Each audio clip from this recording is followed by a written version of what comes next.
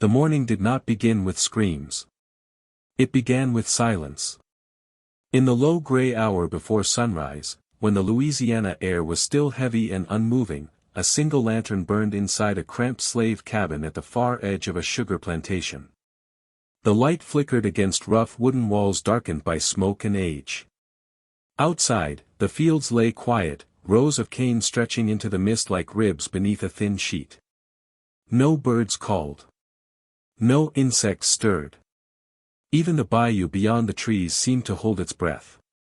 Inside, a woman lay exhausted on a straw pallet, her body trembling from pain that had lasted through the night. The birth had been long, harder than the others. She had not cried out, not because it did not hurt, but because crying carried consequences. Around her stood two other women, both older, both experienced, both taught by years of necessity how to deliver life in places never meant to nurture it. Their hands were steady. Their faces were not. When the child finally emerged, the room changed. For a moment, no one spoke. One of the women froze with the baby in her arms, as if afraid that moving might make the sight disappear. The lantern light fell across the infant's face, revealing skin far lighter than anyone in the room. Not pale with sickness or fear, but unmistakably white.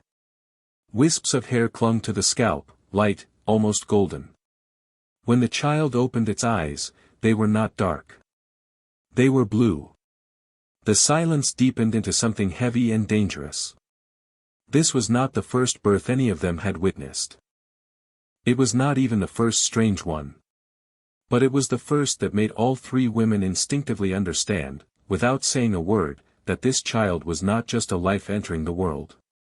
It was a problem. A question. A threat. In Louisiana, in the early 19th century, bodies were not just bodies. They were classifications. They were laws written in flesh. Every shade of skin carried a sentence, every lineage a consequence. To be enslaved was not only to be owned, but to be defined. Black meant property. White meant power. And anything that blurred that line was dangerous to everyone who stood near it. The baby cried, a thin, fragile sound, unaware of the chaos its existence had already begun. One of the women wrapped the child tightly, as if hiding it from the room itself. Another moved to the door and listened, her ear pressed to the wood, checking for footsteps. The third looked at the mother, whose eyes had gone wide with terror the moment she saw her child. The mother did not ask why. She already knew the answer she was not allowed to say. By the time the sun rose, the overseer had been informed. By midday, the plantation owner knew. And by nightfall, the story had already begun to change. On paper, the birth would be recorded like any other, if it was recorded at all.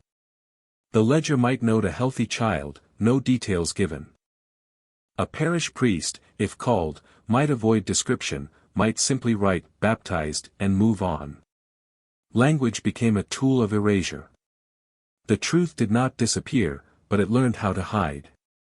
What no one realized yet, what no one could have safely said, was that this was not an isolated incident.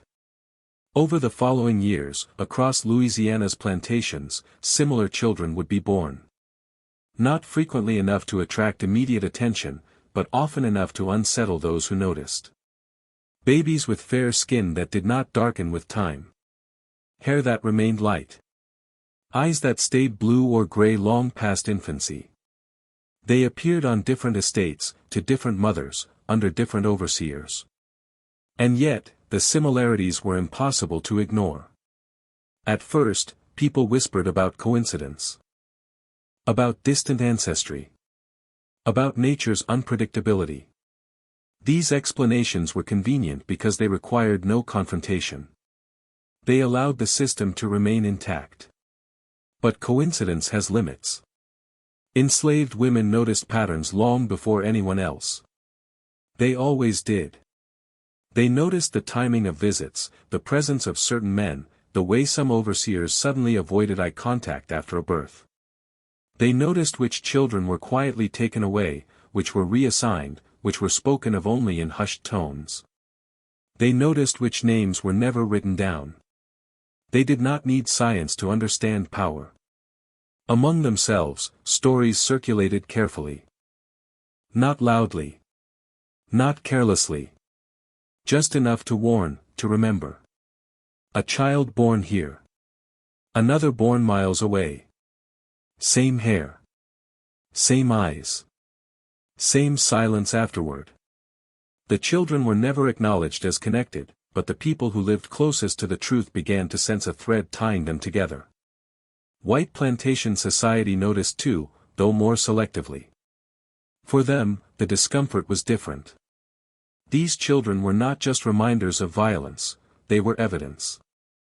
Fear among plantation owners, who recognized that too much curiosity could unravel carefully constructed lies. The church did not provide clarity. It rarely did. Priests baptized the children without comment. Sermons emphasized humility, obedience, mystery. God's will was invoked not as illumination, but as a curtain.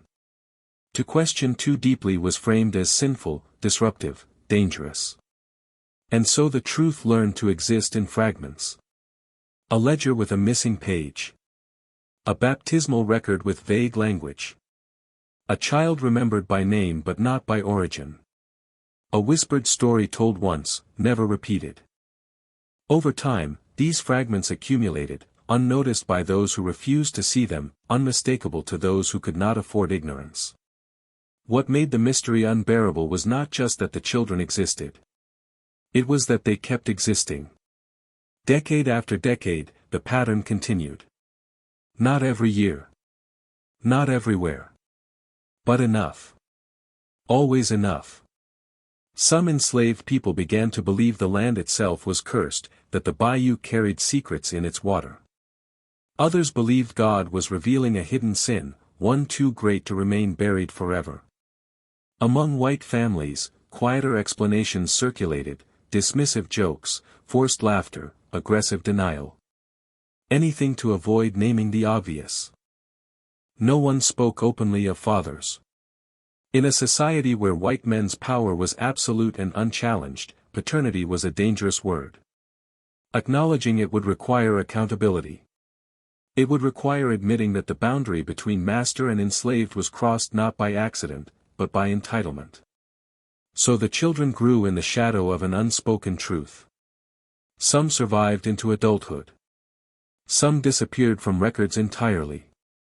A few left behind descendants who would one day ask questions that could no longer be silenced. But at the beginning, in that quiet cabin at dawn, none of that was visible yet. There was only a baby who should not have existed, born into a world that would spend generations trying to forget them. And that forgetting, the deliberate, systematic refusal to confront what had been done, would become the real mystery.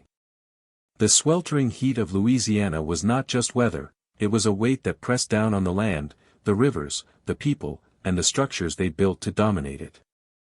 By mid-morning, the bayou seemed almost alive, the moss-draped trees bending toward the water as if to whisper secrets that the wind carried in muffled tones. The land was fertile and treacherous, a paradox of abundance and danger. Fields of sugarcane stretched endlessly, their sharp stalks slicing through the humid air with a faint rustle that sounded like a distant warning. Insects thrummed relentlessly, and the smell of wet earth mixed with smoke from distant cook fires. Louisiana, at this time, was a place where life and death intertwined with cruel intimacy, and where every shadow seemed to conceal more than it revealed. Plantations were islands of rigid hierarchy in this vast, untamed expanse. The main houses, often grand and imposing, rose above the cane fields like silent sentinels, their white columns and wide verandas gleaming in the sunlight. Behind them, rows of smaller buildings housed enslaved families, workshops, and barns.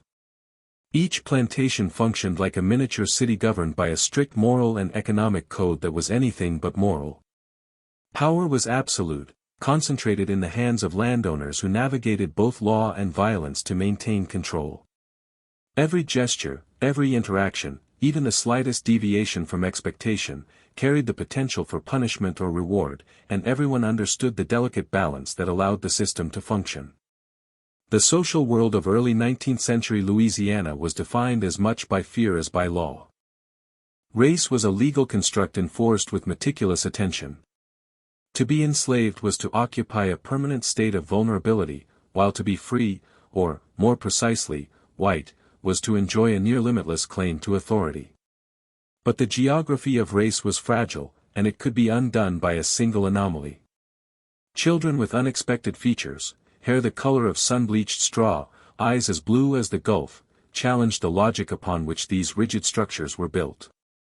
In a society that demanded order, such anomalies were not curiosities, they were threats. Families among the enslaved community existed in constant negotiation with this hierarchy. Kinship mattered, but it was fragile, easily disrupted by the sale of children or the death of parents. Enslaved mothers carried not only their own survival but the survival of their children, a responsibility intensified by the awareness that certain characteristics could bring danger rather than protection. Midwives and elder women were the unacknowledged historians, memorizing births, deaths, and patterns of peculiarity with a precision that official records never achieved. They observed carefully, marking the timing of births and noting physical traits that were quietly passed from mother to child. These women held knowledge that was both power and burden, for knowledge in such an environment was never neutral, it demanded discretion, sometimes secrecy, always vigilance. Plantation records were themselves instruments of control, but they were inherently incomplete. Ledgers listed names, dates of birth, and ownership details, but they often omitted critical truths. Descriptions of infants were generalized or coded, a reflection of the anxieties of those writing them. Clerks sometimes avoided noting features that could provoke questions or accusations. Baptismal records, maintained by the church, were similarly ambiguous. A child's name might appear with little else, a faint acknowledgement that did nothing to illuminate the truth. The paper was carefully sanitized, leaving gaps that only memory could fill. And in those gaps, anomalies quietly persisted, existing in the liminal space between observation and erasure. The natural environment itself seemed to reflect this tension between visibility and concealment. Bayous twisted unpredictably, forming dead ends and hidden channels. Mist hovered over the water in the early hours, blurring sight lines and masking movement.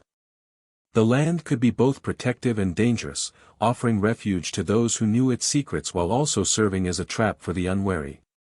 Plantations were often isolated, connected to one another by narrow roads or rivers, but the remoteness that allowed power to flourish also allowed anomalies to surface unnoticed, at least initially. Within this setting, fear operated on multiple levels. Enslaved communities feared the reach of overseers and owners, the unpredictable application of punishment, the constant threat of family separation. At the same time, they understood that certain truths were too perilous to speak aloud. White landowners feared the destabilization of social hierarchy, the exposure of transgressions, the implications of undeniable evidence that the system they built might be flawed at its core. Even the natural curiosity of children or the quiet observation of neighbors became potential liabilities. Everyone lived under the pressure of awareness, yet many were trained to forget what they noticed. Education, such as it existed, was stratified along these same lines. Literacy was a tool of control as much as communication. Enslaved people were generally denied reading and writing, making oral history the primary method of recording anomalies. Meanwhile, white families often had access to education, yet this literacy was wielded selectively, preserving social order rather than illuminating truth. Books and ledgers became weapons of omission, and knowledge was compartmentalized to protect reputations, property, and power. The persistence of the anomaly, the appearance of fair-skinned, blue-eyed children, was striking precisely because it intersected with these rigid social structures. It did not emerge randomly. It appeared in specific contexts, under certain circumstances, and often to mothers whose lives were already tightly circumscribed. The pattern suggested an intelligence behind the occurrences, whether human or systemic, though no one would articulate it openly. Plantation communities operated on patterns and routines, and this anomaly disrupted them subtly but persistently, forcing attention that many tried to redirect or ignore. Cultural context heightened the stakes. Louisiana was a place where Catholic and Protestant traditions coexisted uneasily. Church attendance was mandated for some, voluntary for others, and religious authority carried moral weight that extended into the regulation of behavior. Clergy were often complicit in suppressing uncomfortable truths, whether through omission in records or by framing anomalies as mysteries of divine will. Sermons emphasized obedience, humility, and the unknowable wisdom of God, all while subtly discouraging inquiry. Faith became a lens through which to interpret and dismiss anomalies without challenging the structures of power that produced them. The land, the people, the institutions, and the climate all combined to create an ecosystem where anomalies could be both noticed and ignored simultaneously. The repeated emergence of fair-skinned, blue-eyed children was not just a physical event, it was a social, cultural, and psychological disruption. It demanded attention without allowing open discussion. It was a quiet rebellion against the logic of slavery, a reminder that human traits cannot always be controlled, classified, or contained.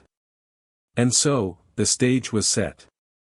Louisiana itself, the humid air, the twisting bayous, the sprawling plantations, the rigid hierarchies, formed the backdrop for a mystery that would unfold slowly, persistently, and with consequences that would ripple across decades.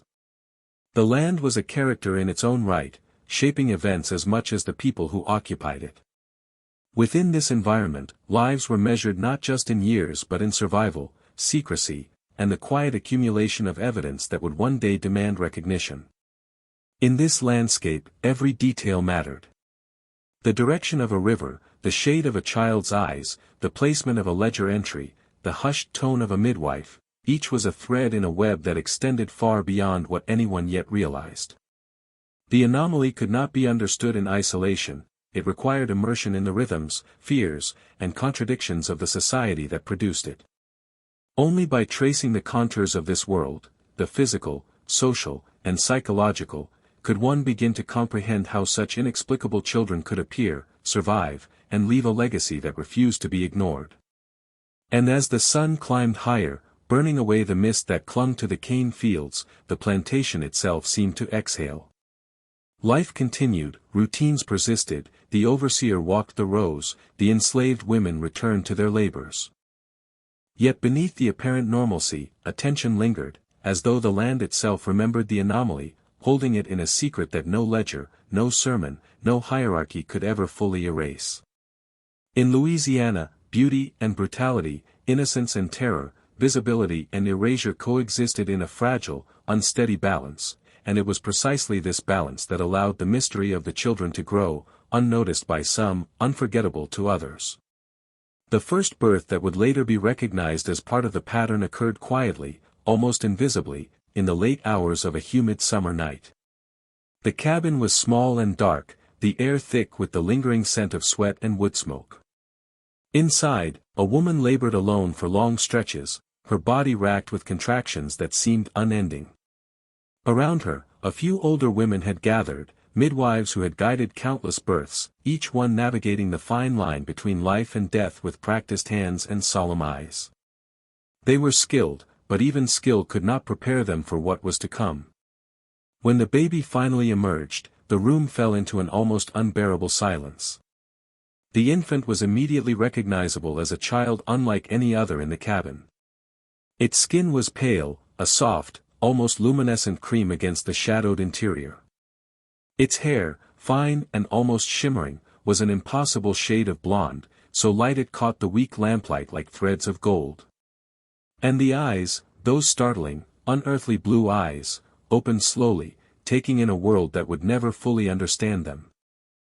There was an instinctive pause among the women. They had seen many things in their years, but never a child so distinctly out of place, so utterly at odds with everything they had been taught to recognize as natural. The mother trembled, not only from exhaustion but from a profound, immediate awareness that this child would attract scrutiny she could not control. She had been taught that deviations from the expected were dangerous. She had been taught that obedience and silence were protective measures, but now her instincts warned her that those lessons might not be enough. The baby, fragile and new, was already a symbol of uncertainty, a living contradiction of the rigid order imposed upon their lives. The midwives exchanged glances that conveyed a complicated understanding. They did not speak the word danger aloud, but it hung in the air between them like a visible thread. One woman wrapped the child in a rough cloth, careful to shield it from the immediate view of anyone who might enter. Another moved toward the cabin door, listening for footsteps or voices that might herald unwanted attention. The third remained with the mother, offering whispered reassurance while also silently calculating the risks of exposure. Every movement was cautious, measured, and deliberate. In this environment, awareness of the outside world was as crucial to survival as the careful tending of the newborn itself. By the following day, the story of the child had begun to spread, though in muted and carefully guarded ways. Within the enslaved community, whispers circulated, carried from cabin to cabin, from riverbank to workshop. Each telling was subtle, often oblique, encoded in gestures and half-sentences, as though the act of speaking too plainly could summon disaster. Mothers compared notes quietly, midwives shared their experiences with others, and a pattern slowly began to emerge. The anomaly, the pale skin, the light hair, the piercing eyes, was not an isolated occurrence. It was the first indication of a phenomenon that would persist across plantations, through years and decades, defying explanation and challenging the boundaries of both social and natural law. Meanwhile, the official response to the birth was markedly different. Plantation records, when they existed at all, were sparse. Clerks were instructed to note the birth without drawing attention to its unusual aspects. If baptism was administered, priests often recorded only the child's name, omitting physical description or parentage that could have complicated matters. In these documents, the baby's existence was acknowledged in the most neutral and sanitized terms possible, a deliberate act of erasure designed to maintain the semblance of order. The ledger became a tool of concealment, a shield against inquiry, and an instrument through which the anomaly could be quietly ignored while still technically documented. Yet even in these omissions, a trace remained. Those who looked closely, midwives, elders, enslaved mothers, recognized the pattern in fragments. A missing page here, a vague note there, a name repeated across different contexts. These fragments, small as they seemed, were enough to construct a narrative invisible to official eyes but indelible in memory. The anomaly persisted not only because of its physical presence but because it demanded recognition from those who were attentive, those who could not afford the luxury of ignoring it. The implications of this birth rippled far beyond the immediate household. It challenged deeply entrenched beliefs about inheritance, purity, and control. Enslaved people understood that lineage dictated identity and survival. White plantation owners understood that anomalies in appearance could suggest violations of property and authority. The child, in its very existence, represented both a biological and social disruption. It forced questions that could not safely be asked aloud. How could such a child exist in a society that relied on rigid racial categorization? What truths did its appearance reveal about those in positions of power? And, perhaps most perilously, what would happen if these questions were pursued too aggressively? In the months following the birth, subtle actions were taken to manage the presence of the child. The infant was kept close to caregivers who could be trusted to maintain discretion. Certain records were quietly amended or obfuscated. The household operated as though the anomaly could be contained through careful observation, careful silence, and careful manipulation of documentation. Yet the very act of containment drew attention, creating a sense of tension and unease that spread through both enslaved and free communities. Everyone sensed that something was being hidden, though few could articulate precisely what it was. As the child grew, the physical traits that had caused such initial shock remained. Skin retained its unusual lightness, hair kept its unnatural sheen, eyes remained vividly blue. Each milestone, crawling, walking, speaking, served as a reminder that this was not an anomaly that would fade with time. The child's presence was a continuous, living contradiction, a silent challenge to the carefully constructed hierarchies of the plantation. Among the enslaved, stories of the child circulated as a warning and a curiosity, a mix of fascination, fear, and sorrow. Among the white household, responses ranged from feigned indifference to subtle anxiety, a mixture of denial and an instinctive understanding that the child's existence posed questions that could not easily be answered. Over the years, this initial case became the template through which future anomalies would be recognized. Midwives began to notice recurring patterns, linking seemingly separate events through shared physical traits and circumstances. Parents and caregivers remembered the details of the first birth, using them as reference points for evaluating subsequent cases. Even in the absence of explicit records, the story of the first anomalous child became an organizing principle, a hidden archive that preserved evidence of what official documents sought to erase. Memory, observation, and oral history became the tools by which the anomaly survived, passed from one generation to the next, always in the shadow of silence and threat. The first recorded anomaly was more than a birth, it was the emergence of a mystery that would unfold across decades. It was a collision of biology, power, and secrecy, a moment in which human life, social expectation, and institutional authority intersected in a way that could not be reconciled by ordinary logic. It set in motion patterns that would repeat across space and time, creating a chain of events that no ledger, law, or sermon could fully contain.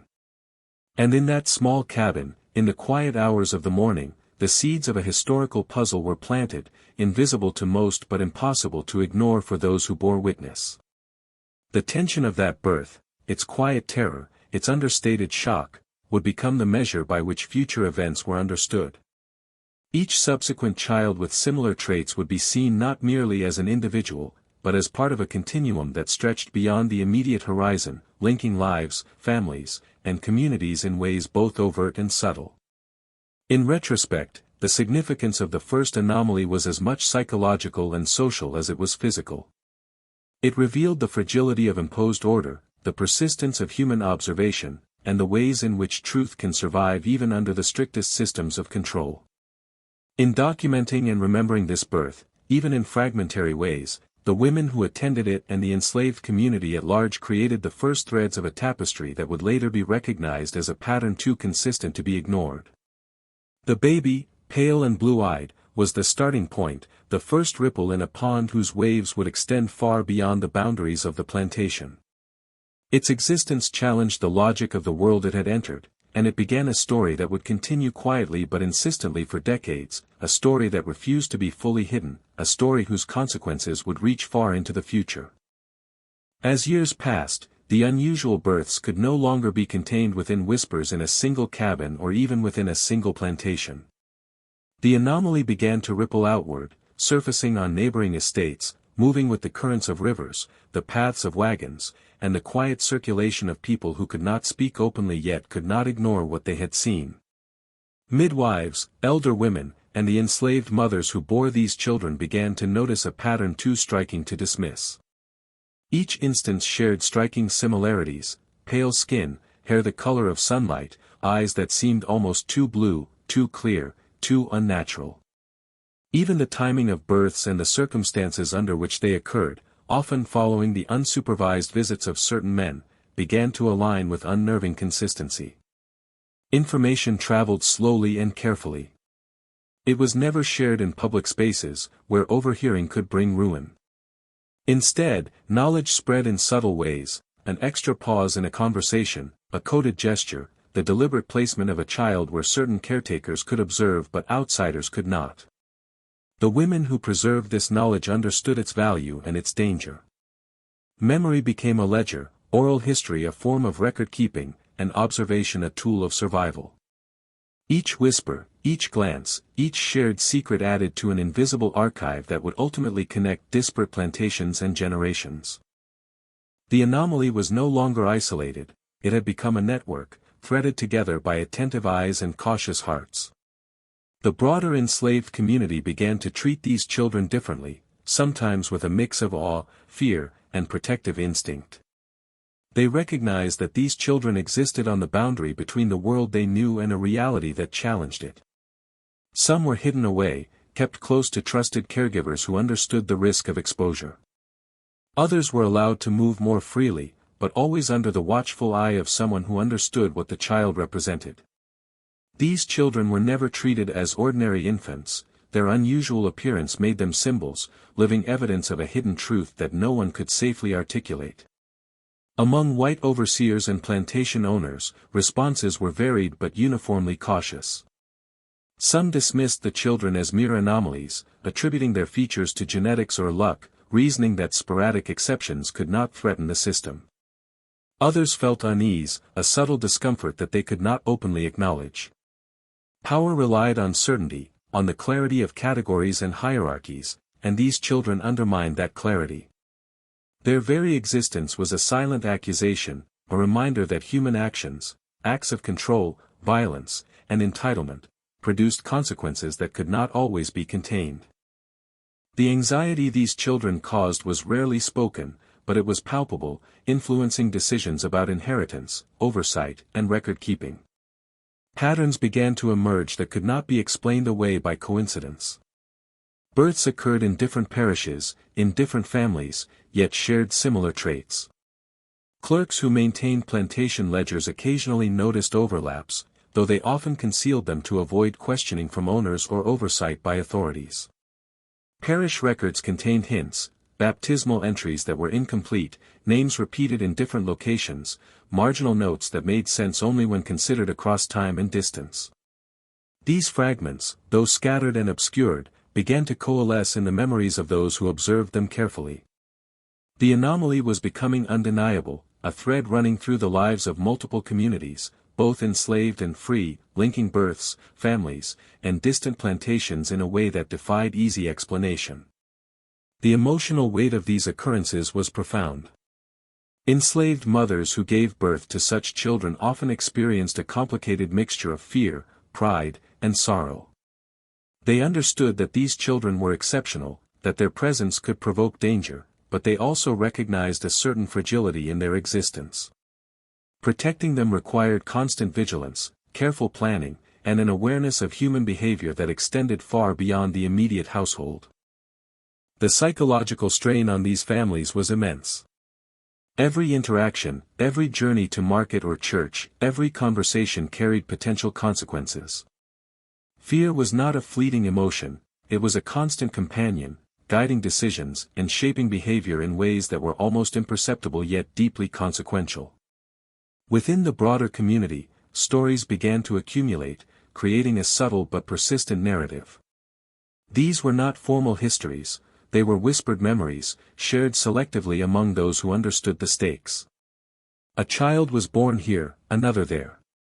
Both had the same features, both were attended by the same midwife. A man from one plantation appeared unexpectedly on another, his presence coinciding with an unusual birth.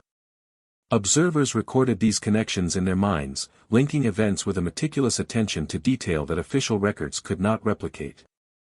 In this way, oral history functioned as a map, charting anomalies across space and time, preserving evidence in a way that was invisible to the systems designed to control knowledge. The danger of exposure was never theoretical. Children could be removed, sold, or hidden away to prevent questions. Mothers and midwives were constantly aware that their observations, if discovered, could bring punishment. Yet they persisted in recording, remembering, and sharing selectively. These small acts of vigilance created a network of knowledge, one that transcended individual households and plantations. It was a fragile network, but it was persistent, and it ensured that the anomaly could not be entirely erased from memory, even as official records sought to minimize or obscure its significance. The broader societal context amplified the tension.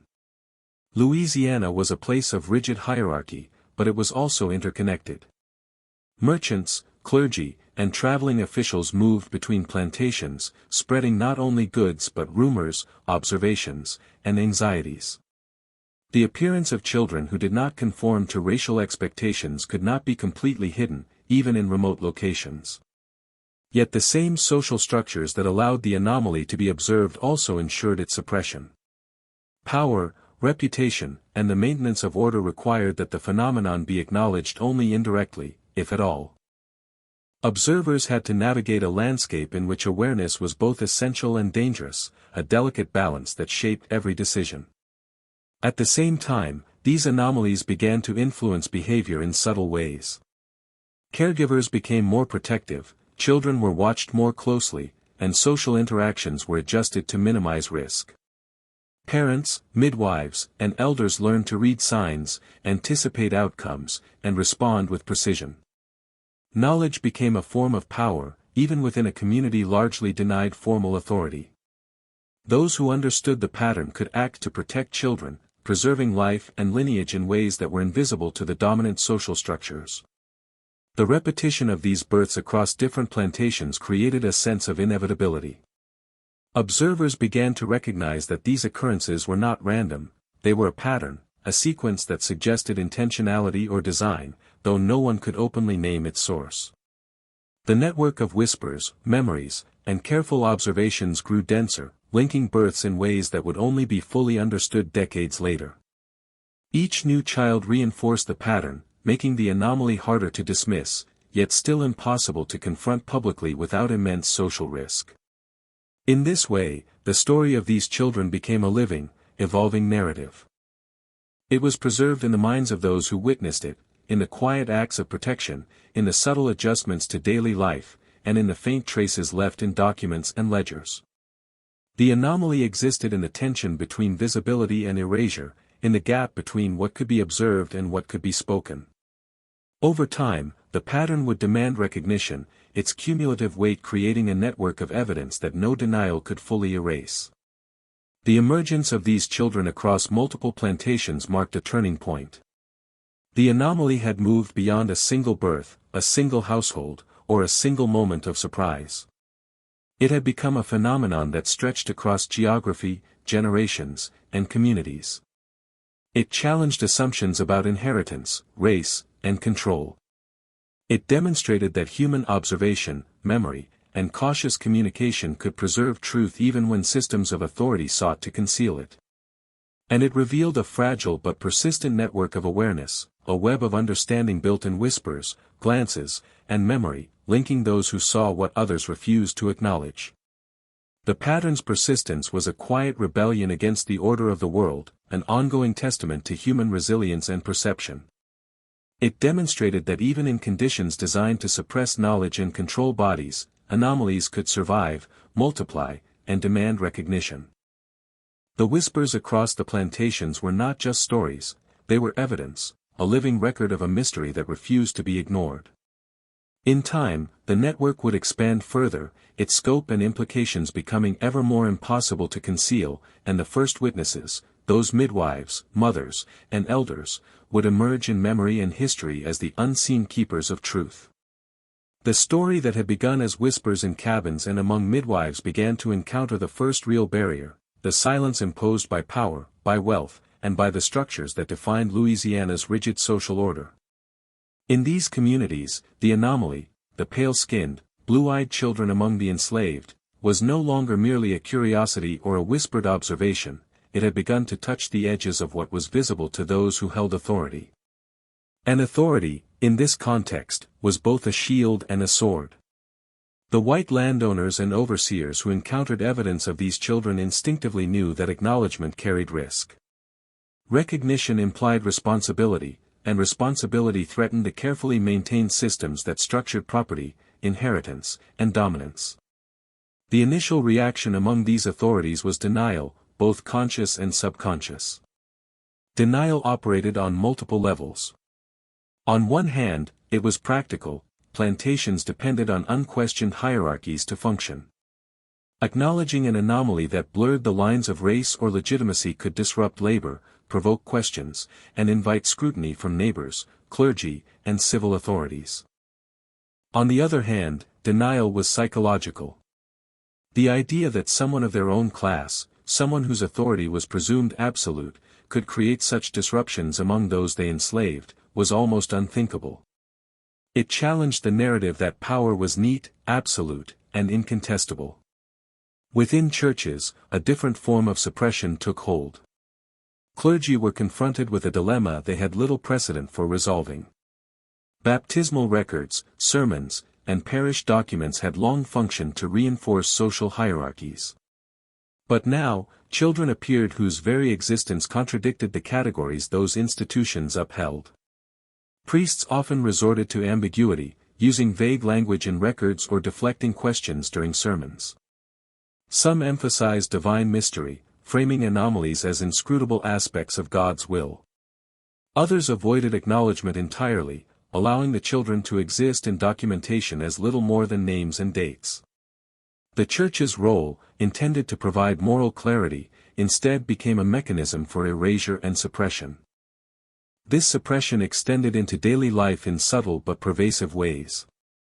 Caregivers, midwives, and mothers who had observed the children closely quickly learned to speak in coded terms. A gesture here, a pause there, could signal the presence of an anomaly without ever stating it outright. Yet even as these signals proliferated within the enslaved community, the broader society continued to enforce silence. Plantation overseers, aware of unusual births, often treated them with a careful neutrality, recording what was necessary while minimizing details. When pushed, some deflected, attributing the occurrences to chance, distant European ancestry, or the supposed unpredictability of nature. These explanations were convenient precisely because they discouraged inquiry, allowing order to persist while leaving questions unanswered.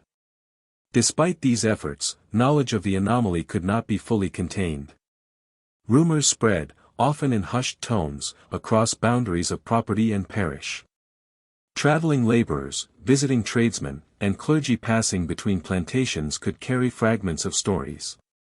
Mothers and midwives shared observations with trusted peers, preserving memory in ways that official documents could not erase. In this sense, denial operated as a kind of pressure cooker. The more the anomaly was suppressed, the more attentive observation and oral record-keeping grew, creating a hidden archive of evidence that would eventually link multiple cases into an undeniable pattern. The suppression of the anomaly was not purely institutional, it had a deeply personal dimension. Families who gave birth to these children were acutely aware of the risks. Enslaved mothers feared the consequences for themselves and for their infants. White plantation owners feared exposure of moral failings, financial repercussions, or damage to social standing. Midwives and caretakers operated in a liminal space, navigating both the moral imperative to protect life and the necessity of avoiding scrutiny. Fear became a constant companion, shaping daily behavior and decisions with invisible but unyielding force. One of the most striking aspects of this suppression was its subtlety. It was rarely violent in the overt sense, at least initially. There were no public trials, no formal decrees, no written mandates ordering concealment. Instead, it functioned through a combination of omission, euphemism, social expectation, and implied threat. Records were sanitized, entries left incomplete, language generalized. Sermons emphasized obedience and humility over curiosity and inquiry. Gossip was discouraged, and those who spoke too plainly risked social isolation, economic retaliation, or worse. The children's existence was acknowledged only indirectly, through gestures, careful observation, and coded communication. In this way, silence itself became a weapon, maintaining the social order while simultaneously concealing truths that could destabilize it. The psychological impact of this enforced denial was profound. Mothers who gave birth to anomalous children often experienced a mix of fear, shame, and grief. They understood that their children's lives carried burdens that could never be openly discussed. Midwives and elders who witnessed these births carried similar weight, knowing that their knowledge could protect or endanger those they cared for. Even within the white community, anxiety and unease persisted, often unarticulated. Power, when confronted with ambiguity, responds in predictable ways. It seeks to suppress, to control, and to redirect attention. The result was a complex web of denial, protection, and avoidance that shaped every interaction. This culture of suppression had long-term consequences. It delayed recognition of patterns, obscured evidence, and made historical reconstruction difficult. Yet it also created resilience within the enslaved community. Those who observed the children, who recorded details in memory, who shared knowledge cautiously, became keepers of a hidden history. They preserved connections between births, maintained awareness of circumstances, and transmitted information across generations. In a sense, the act of suppression itself paradoxically ensured that the anomaly could not be entirely erased. Memory and observation adapted to circumvent institutional denial, creating a persistent record in ways that formal documentation could not. As time passed, attempts to explain the anomaly through denial or misdirection became increasingly strained. The repeated appearance of fair-skinned, blue-eyed children could not be dismissed as mere coincidence. Even plantation owners who had initially ignored or minimized the phenomenon began to experience a growing sense of unease. Patterns emerged across geography and time, births under similar circumstances, features that repeated in families with no acknowledged European ancestry, and the subtle movements of men whose presence seemed to correlate with the appearances. The quiet suppression of evidence began to strain under the weight of repetition, revealing the limits of denial when confronted with persistent reality. Denial also intersected with superstition and moral belief. Within enslaved communities, some began to interpret the appearances as signs of divine displeasure or spiritual intervention. Among white families, explanations ranged from humor to deliberate misdirection, framing anomalies as natural quirks rather than moral or social failures. In both cases, the underlying truth, the intersection of power, exploitation, and human behavior, remained unspoken. The tension between what was seen, what could be said, and what must remain silent created an atmosphere thick with fear, suspicion, and unarticulated anxiety. Through this interplay of observation and suppression, the anomaly grew into a phenomenon that was both visible and invisible, undeniable and yet officially unacknowledged.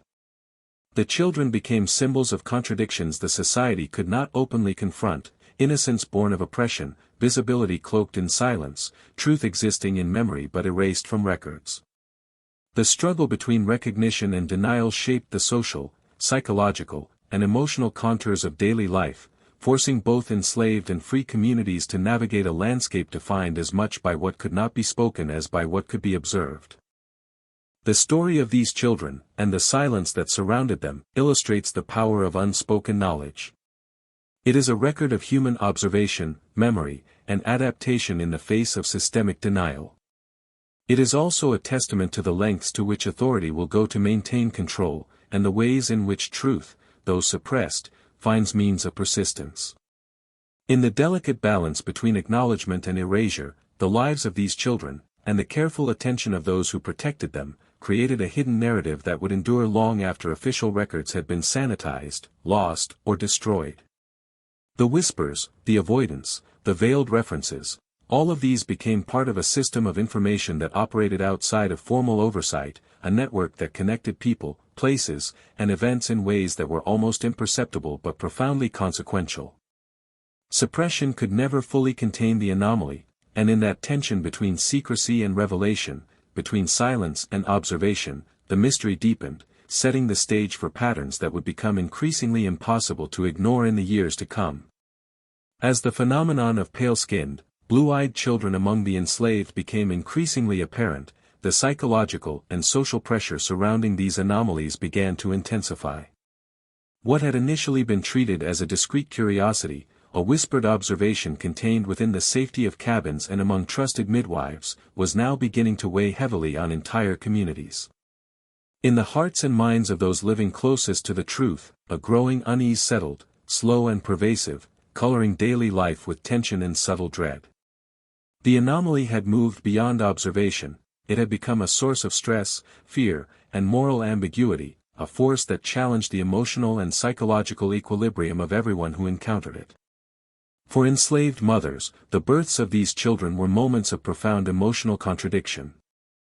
They brought joy and relief, as all births do, but these feelings were inseparable from fear. Each new child carried a silent burden, their very existence was an indictment of social order, a living reminder that the hierarchies that governed daily life were not as absolute as they claimed. Mothers understood that their children's appearances, so distinct, so visibly out of place, could invite scrutiny, punishment, or worse. The fear was not hypothetical, it was immediate and pressing, shaping how mothers moved, how they spoke, and how they nurtured their children. Every smile, every touch, every decision about visibility became calculated. The children's innocence was constantly weighed against the dangers their uniqueness provoked. Among the wider enslaved community, the psychological impact extended beyond individual families. Midwives, elders, and caretakers carried the emotional labor of both protecting and recording. Memory became a tool of survival, and vigilance became a form of caregiving. Women spoke in coded language, communicated through gestures, and relied on subtle cues to transmit knowledge. These were acts of extraordinary mental discipline. Every observation had to be precise yet discreet, every interaction carefully measured. Knowledge was both power and risk, a responsibility that could not be transferred and a secret that demanded constant attention. The weight of this responsibility created its own psychological strain, one that lingered over years and across generations. For white plantation owners and overseers, the anomalies provoked a subtler but equally potent psychological tension. Initially, many dismissed the phenomena as rare quirks, misattributed to recessive traits or European ancestry. Yet repetition and consistency gradually undermined these explanations. Patterns began to emerge that suggested intentionality, whether human or systemic, and the inability to reconcile these patterns with social and moral frameworks created unease. Power, which thrives on certainty, was confronted with ambiguity it could not control. Anxiety manifested in private ways, careful monitoring of births, adjustments to who had access to certain families, and subtle manipulation of documentation. The children's existence functioned as a mirror reflecting the fragility of the structures that promised absolute authority, a reflection few could openly acknowledge. This tension extended into the sphere of the church, where clergy were confronted with moral and theological contradictions they were ill-prepared to resolve. Baptismal records and sacramental documentation were designed to reinforce social hierarchies, yet these children defied the categories that made sense within religious frameworks. Some priests offered explanations rooted in divine mystery, framing anomalies as inscrutable aspects of God's will. Others quietly altered records, omitted details, or avoided addressing questions outright. The spiritual authority meant to provide clarity instead reinforced uncertainty, leaving both white and enslaved communities to navigate moral ambiguity on their own. Religious suppression, in this sense, compounded psychological stress rather than alleviating it, leaving all involved in a state of quiet, persistent anxiety. In the face of repeated occurrences, even informal systems of explanation began to emerge. Folk beliefs, superstitions, and whispered theories circulated among the enslaved. Some suggested curses or spiritual retribution, others interpreted the births as evidence of divine intervention or signs of hidden truths. While these explanations were never formalized, they provided a psychological framework within which communities could process events that otherwise seemed inexplicable. In contrast, white families often relied on rationalizations that simultaneously protected social order and deflected scrutiny, misattributed parentage, the unpredictability of genetics, or dismissive claims of coincidence. Both approaches, one spiritual, one secular, reflected the human need to manage the emotional weight of inexplicable phenomena, though neither resolved the underlying tension. The repetition of these births heightened psychological strain over time. Each new child reinforced the pattern, reminding all observers that these were not isolated incidents. The consistency across plantations, over years and even decades, suggested a deliberate, systemic element, one that remained unspoken but whose implications were clear to those paying attention. This subtle accumulation of evidence created an emotional pressure that could not be ignored. Those aware of the pattern became increasingly vigilant, and the stakes of observation grew higher. Every birth demanded recalibration of routines, heightened attention to surveillance, and careful consideration of who could be trusted. The anomaly was no longer a curiosity, it was an enduring psychological presence that shaped daily life. Isolation was another consequence of the psychological impact. Mothers, midwives, and caregivers who knew the truth often became socially or emotionally isolated. Their knowledge set them apart, creating a divide between those who understood and those who did not, or could not. Sharing the information too broadly risked danger, yet withholding it carried the weight of secrecy. This isolation compounded anxiety, leaving individuals to bear responsibility alone. For children who survived into early childhood, the sense of being different, visibly distinct from peers, was often mirrored by the anxiety and protective behavior of those around them. They grew up under constant observation, aware in subtle ways that their presence was both remarkable and precarious. The repetition of the anomaly also provoked a creeping sense of inevitability. Observers, both enslaved and free, began to recognize that the appearances were not random. They aligned with certain men, certain movements, and certain circumstances, creating a pattern that was psychologically undeniable, even when unacknowledged in formal records. This recognition created moral and emotional dissonance. The awareness of wrongdoing or irregularity existed alongside enforced silence and the denial mechanisms embedded in social structures. Individuals could not openly confront what they observed, yet they could not forget it. The weight of unspoken knowledge grew heavier with each repetition. The emotional tension extended to children themselves, whose unusual appearances made them visible in ways that were often uncomfortable or dangerous. They were noticed, sometimes with curiosity, sometimes with suspicion. Their physical differences carried social consequences. They could be isolated, protected, or hidden, but always marked in subtle ways. The awareness of difference shaped their interactions, often before they could even articulate or understand it themselves. The psychological environment surrounding them was suffused with vigilance, protection, and fear, creating a world in which innocence and anxiety coexisted in delicate, persistent balance. This escalation of psychological pressure reflected the broader cultural context of Louisiana. The environment itself, sweltering heat, dense vegetation, and the labyrinthine geography of plantations and bayous, magnified tension. Isolation, both social and geographic, intensified the stakes of observation.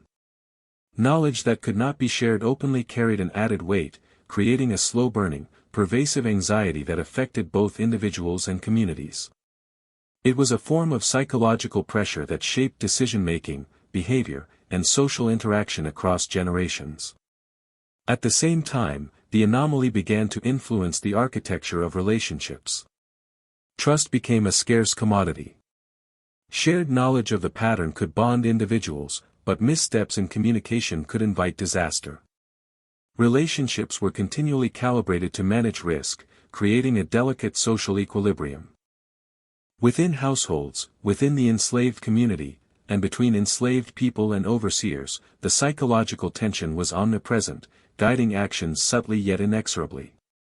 This atmosphere shaped the lives of everyone involved, creating a pervasive sense that the anomaly, though quiet, often invisible to outsiders, was a force in itself, capable of influencing behavior, morality, and emotion.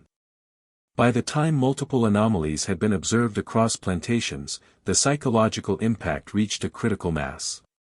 Fear, vigilance, secrecy, moral conflict, and anxiety coalesced into a slow-burning tension that touched every aspect of life: work, worship, family, and social interaction. The children themselves became focal points of this tension, living embodiments of contradiction, innocence, and unease. Their very presence demanded attention, reflection, and caution, and the emotional weight surrounding them only intensified as the pattern persisted. Ultimately, the psychological impact of these repeated anomalies created a landscape in which fear, observation, and secrecy were inseparable. It was a world in which every interaction, every glance, every gesture carried significance, and where the emotional stakes of recognizing or ignoring the truth were profound. In this context, the anomaly was no longer simply a physical or social irregularity, it had become a psychological force, shaping perception, behavior, and community dynamics in ways that would endure across decades, leaving an imprint on memory, storytelling, and the collective consciousness of all who lived within its shadow. As the anomaly persisted, attempts to explain the phenomenon began to surface, each shaped by the lenses of observation, science, and superstition available at the time. Plantation owners, clerks, and even some curious scholars searched for rational explanations that could reconcile the repeated appearance of fair-skinned, blue-eyed children among the enslaved with the social and natural order they believed in. Every theory, however, revealed both the limits of contemporary understanding and the deep anxieties embedded in a society structured around racial hierarchy and ownership. These explanations were attempts to impose sense on events that refused to conform to logic, each effort revealing as much about the observers as about the children themselves. The most common rationalizations invoked heredity. European ancestry, distant and often undocumented, was proposed as a convenient explanation for pale skin and light eyes. Plantation owners argued that recessive traits might skip generations, emerging sporadically even among families whose documented ancestry seemed entirely African. Clerks and record keepers noted the occasional resemblance to European visitors or distant relatives, using these speculations to sanitize records and avoid moral confrontation. The logic was flawed, yet socially functional. It allowed anomalies to be explained within existing paradigms without implicating anyone directly in acts that might destabilize the hierarchy. In other words, it was less about science and more about preservation of control. Scientific theories of the time, while rudimentary, also made appearances in attempts to rationalize the pattern. Early racial theorists and naturalists sometimes speculated that environmental conditions, climate, or diet could influence skin tone and hair color, a reflection of the era's incomplete understanding of genetics. These explanations were offered both publicly and privately, giving plantation owners and community members a veneer of intellectual authority while leaving the deeper implications unexamined. Nature, it was argued, was unpredictable, and the children's existence could be dismissed as a statistical anomaly, a deviation without cause, a curiosity rather than a challenge to power. Yet the repetition and consistency of these births across multiple plantations gradually eroded the credibility of such explanations. Folk beliefs and superstitions filled the gaps left by incomplete science. Among the enslaved, narratives began to emerge that interpreted these children as signs of spiritual forces or divine intervention. Some believed that the births were curses, a judgment from ancestors or spirits angered by transgressions committed by the living. Others saw them as omens, messages encoded in flesh, offering warnings or revealing hidden truths about the plantations and those who controlled them. These interpretations were never standardized, they varied across communities, households, and regions, reflecting local cultural traditions and individual experiences.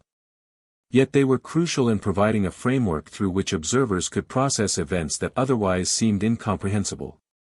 Even humor and irony played a role in rationalizations, especially among white communities. Some plantation owners treated the anomalies as curiosities, joking quietly in private about the improbability of their existence.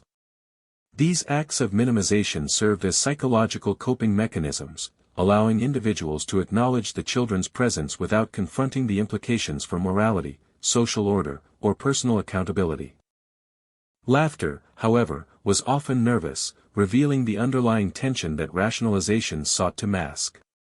Despite these efforts, the anomalies resisted explanation. Attempts to invoke heredity, environmental influence, or superstition failed to account for the consistent pattern of births across geography and time. Children with similar traits appeared on different plantations, to different mothers, yet under circumstances that hinted at deliberate, repeated influence. Patterns emerged too clearly to be dismissed as coincidence, and the repetition undermined the authority of explanations that relied solely on chance. Those who observed the phenomenon carefully began to recognize the limitations of prevailing scientific, social, and moral frameworks. The anomaly became a challenge not only to authority but to understanding itself. This struggle to explain also illuminated the broader social and moral contradictions of the time. Rationalizations often reflected the priorities and anxieties of the observers more than the reality of the events. Plantation owners sought to preserve social hierarchy and property rights. Clerks and church officials aimed to maintain administrative and spiritual order. Enslaved observers sought ways to interpret the phenomenon while protecting their families and communities. Each attempt to explain the anomaly revealed the pressures and priorities shaping human behavior, and how deeply intertwined observation, fear, and morality were in the management of both knowledge and lives. The failure of these explanations created fertile ground for further tension. As rationalizations faltered, anxiety grew. Plantation owners and overseers found themselves confronting patterns they could not fully control or deny. Clergy faced moral and theological questions that were impossible to resolve within conventional frameworks. Enslaved mothers and midwives observed repeated anomalies that their societies could not accommodate.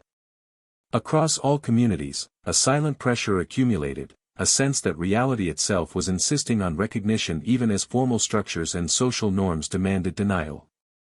Oral histories and anecdotal reports began to carry greater weight as formal explanations failed.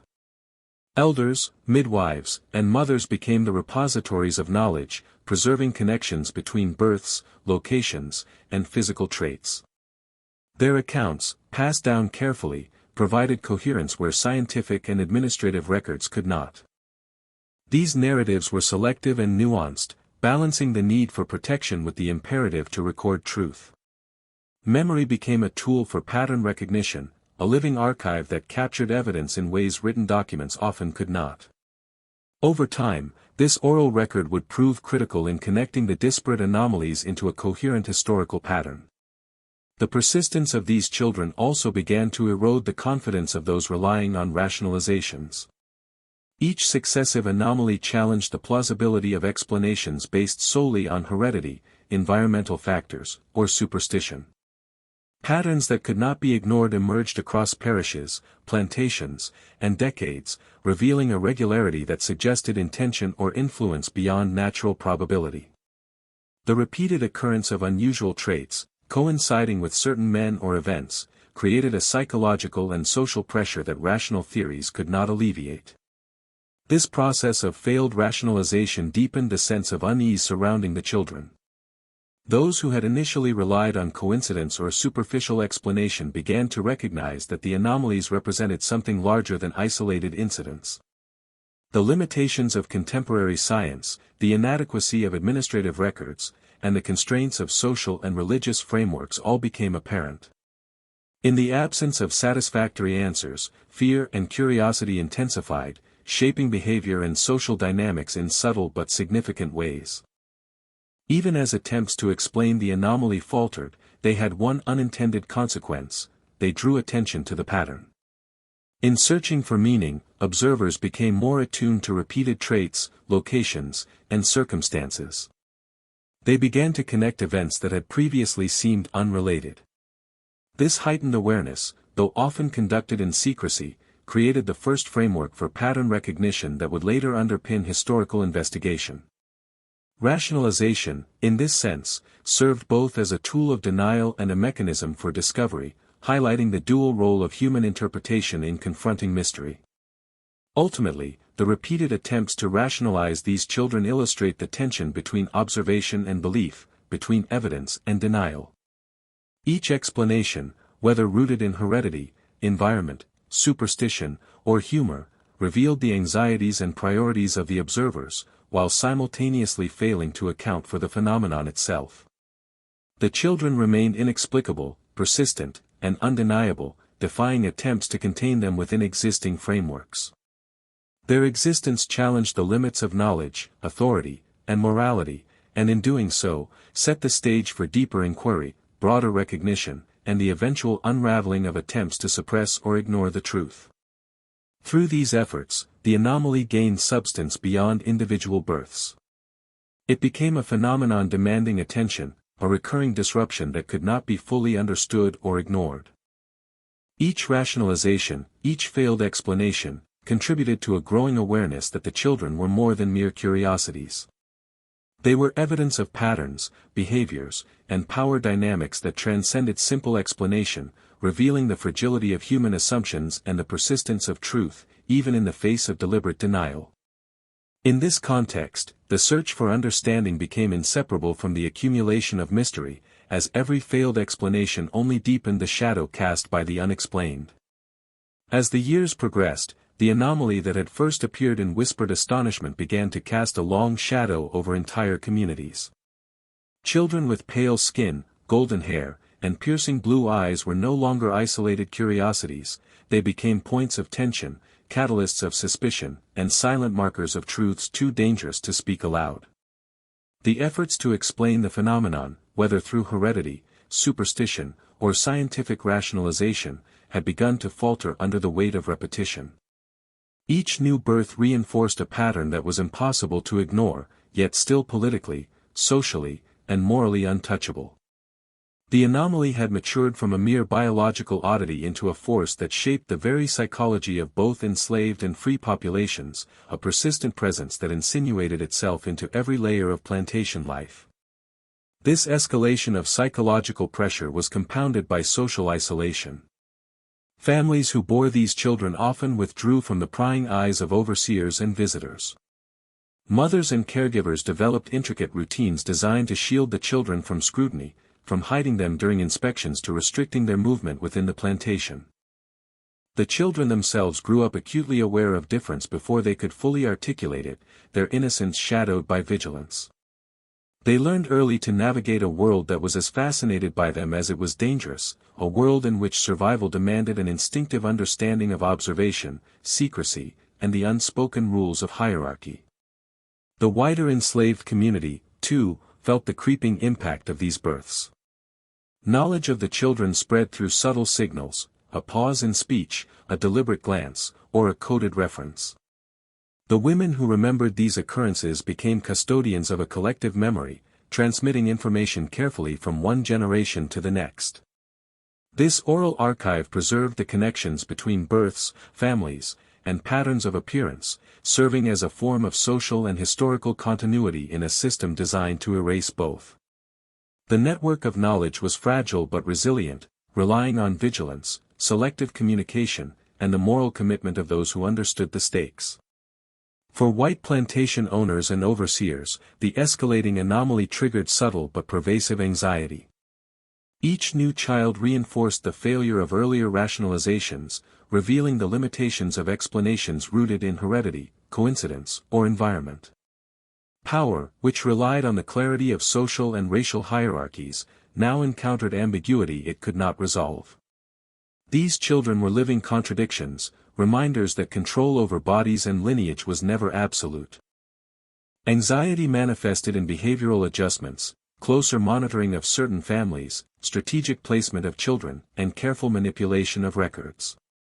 Though never openly acknowledged, this anxiety influenced social, economic, and familial decisions in ways that were profound yet largely invisible. Church authorities were also implicated, their role complicated by moral and theological tensions. Clergy were forced to navigate the discrepancy between the moral framework they were supposed to uphold and the social realities they encountered. Baptismal records, sermons, and parish documentation were traditionally tools to reinforce hierarchy, but these children defied neat categorization. Priests resorted to ambiguous language or invoked divine mystery to explain the anomaly, offering moral and spiritual explanations that preserved the surface of order while leaving the deeper questions unresolved. Religious authority, meant to clarify, instead contributed to the atmosphere of tension, reinforcing the sense that acknowledgement could be dangerous, even sacrilegious. The repetition of anomalous births across multiple plantations over decades began to erode even the most entrenched forms of denial. Observers could no longer dismiss occurrences as coincidence. Patterns emerged in ways that were undeniable, physical traits repeated, births coincided with the presence of certain men, and similar circumstances recurred across geography and time. This constancy forced both enslaved and free communities to confront the implications, even when the social order demanded silence. Anxiety, fear, and vigilance became embedded in everyday life, shaping interactions, routines, and decisions. It was an invisible pressure, persistent and cumulative, that marked generations with its psychological weight. The children themselves experienced the impact of these dynamics firsthand. Growing up, they were constantly observed and often restricted, their presence carrying unspoken consequences. Social interactions were carefully mediated by caregivers, who navigated the dual imperatives of protection and discretion. The children's unusual appearance made them visible, yet it also placed them in a liminal space where acknowledgement was perilous. They learned, often before they could articulate the lessons, that curiosity could be dangerous, that difference carried both fascination and risk, and that survival depended on understanding the unspoken rules that governed behavior on both sides of the social divide. Isolation, both social and psychological, became a defining feature of life for these children and their families. Within the enslaved community, mothers and caregivers often bore the burden of secrecy alone, their knowledge both protective and heavy. Even among allies, discretion was constant, trust was calibrated carefully, and communication was measured. In white households, anxiety manifested in subtle adjustments to oversight, behavior, and documentation. Patterns of placement, observation, and restricted access were designed to contain what could not be openly acknowledged. The interplay of visibility and concealment, observation and suppression, became a defining characteristic of daily life, shaping behavior in ways both overt and imperceptible. Oral history continued to play a critical role. Midwives, elders, and mothers preserved connections between births, recording traits, circumstances, and associations in memory rather than in written form. These narratives created a hidden archive, a living record that could survive the deliberate erasure of official documentation. Knowledge circulated selectively, ensuring continuity while minimizing risk. Over time, this oral archive would become invaluable in understanding the phenomenon, linking events across generations and geography in a way that formal records never could. Memory became a tool of preservation, a way to ensure that truth endured even in the face of systematic denial. The cumulative effect of repeated anomalies began to alter community dynamics. Trust, already fragile under the pressures of slavery, became further stratified. Those who possessed knowledge of the pattern assumed both responsibility and risk, navigating relationships with extraordinary caution. Social interactions were influenced by awareness of difference, and behavior was constantly adjusted to manage potential exposure. The anomaly, though quiet and often invisible to outsiders, had become a pervasive psychological and social force, shaping decisions, routines, and hierarchies in profound ways. Attempts at rational explanation, though persistent, increasingly failed to alleviate anxiety. Genetic speculation, environmental theories, superstition, and even humor could not reconcile the repeated emergence of pale-skinned, blue-eyed children across plantations and decades. Each anomaly reinforced the pattern, challenging observers to reconcile what they saw with the frameworks of authority, morality, and science that governed their world. The repeated failure of these explanations intensified both fear and curiosity, creating a tension that permeated every level of society. Ultimately, the anomaly's persistence created a paradoxical dynamic. It was at once highly visible and carefully concealed, socially disruptive yet managed with extraordinary discretion, a source of fascination, fear, and moral reflection. Children existed as living symbols of contradiction, innocence intertwined with danger, visibility entwined with suppression. Their repeated appearances forced observers to confront realities they could not openly acknowledge, shaping psychological, social, and cultural patterns in ways that would endure long after the immediate circumstances had passed. By the time these patterns were widely recognized within oral and community memory, the anomaly had achieved a form of permanence. It was no longer a fleeting oddity or a single unexplained birth, it had become a persistent social and psychological phenomenon that influenced behavior, relationships, and decision-making across plantations, generations, and communities. It demanded attention even when acknowledgement was forbidden, and its presence left an indelible mark on memory, oral history, and the quiet architecture of everyday life. In this period of escalation, the anomaly had evolved beyond its biological origins to become a defining feature of the lived experience of those who encountered it.